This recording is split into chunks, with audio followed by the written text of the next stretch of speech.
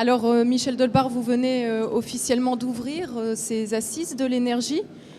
Quels sont les enjeux cette année à la suite de toutes les discussions et notamment du sommet de Copenhague ? Ce sont les 11e assises qui se tiennent. Elles ont été créées à Dunkerque il y a 11 ans. Elles se tiennent maintenant alternativement à Dunkerque et à Grenoble, suite à un accord avec la ville et l'agglomération de Grenoble. Ce sont les premières assises de collectivités territoriales sur ces thèmes de l'énergie et du climat qui se tiennent depuis Copenhague. Copenhague a été relativement vécu comme un échec, mais ça n'interdit pas aux collectivités territoriales de s'impliquer de plus en plus dans la lutte sur les économies d'énergie, sur les évolutions climatiques. Et je dois dire que le pacte des maires qui a été lancé il y a quelques années entre la Commission européenne et le comité des régions que je présidais à l'époque fait que maintenant il y a 1200 collectivités qui sont engagées dans cet effort. Alors j'espère que cette édition des Assises de Dunkerque sera l'occasion de rappeler ces enjeux et aussi de nous inscrire dans une nouvelle perspective. Nous sommes en 2010, tout ça doit être fait pour 2020. 2020, c'est à peine 10 ans et ça va très vite dans la responsabilité publique, 10 ans.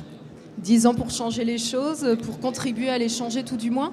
Dunkerque, en tant que président de la communauté urbaine de Dunkerque, le territoire n'a pas attendu ni Copenhague, ni d'ailleurs toutes ces réformes pour commencer à mettre en place les 3x20.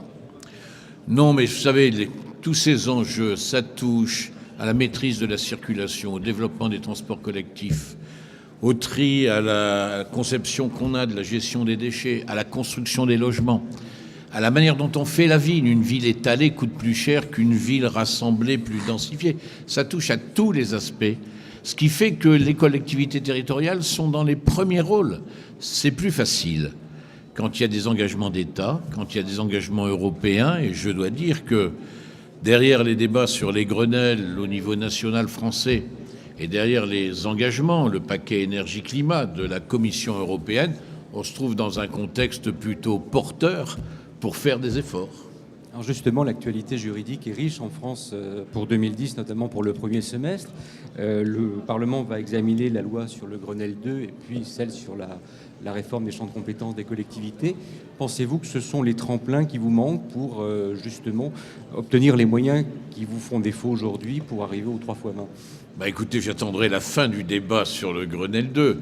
Je pense que les orientations sont bonnes. Mon espérance est que les moyens financiers mis par l'État en accompagnement des objectifs du Grenelle 2 seront à l'ampleur souhaitée, d'autant que les réformes qui touchent les collectivités territoriales vont les soumettre à des tensions financières, je crois, importantes. La réforme de la taxe professionnelle va demander quelques années avant d'être réellement absorbée, assumée, voir quelles sont les compensations. Pour le reste, il y a sans doute une variable importante. Je pense que tout ce qui va vers le renforcement de l'intercommunalité va servir les agglomérations à faire face à ce type d'enjeu. De ce côté-là, je pense qu'il y a une évolution qui peut s'avérer positive. Il y avait une interrogation tout à l'heure lors de la séance plénière, justement sur le manque d'accompagnement dont pourrait souffrir l'espace rural. C'est aussi votre avis ? Oui, mais c'est le même problème pour moi. Vous savez, l'espace rural ne peut pas être vécu comme une somme d'individualités. S'il y a des projets intercommunaux sur l'espace rural, on peut trouver des moyens d'avancer. Je crois que ce que je disais pour l'urbain est vrai aussi pour le rural, de ce côté-là.